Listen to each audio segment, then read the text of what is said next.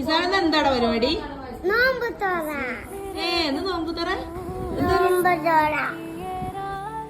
I hello, welcome back to my channel. അപ്പോൾ ഇന്ന് ഞാൻ വന്നിട്ടുള്ളത് 18ാം ദിവസത്തെ നോമ്പിൻ്റെ വിശേഷങ്ങളൊക്കെ ആയിട്ടാണ്. അപ്പോൾ 2-3 ദിവസമായിട്ട് നമ്മൾ വീഡിയോസൊക്കെ ഇട്ടിട്ട് കുറച്ച് അസുഖങ്ങളും കാര്യങ്ങളൊക്കെ ആയിട്ട് വീഡിയോ ഇടാൻ പറ്റിയിട്ടില്ല. അപ്പോൾ ഇന്നത്തെ നോമ്പുതുറ എൻ്റെ വീട്ടിലുള്ള നോമ്പുതുറയായിരുന്നു.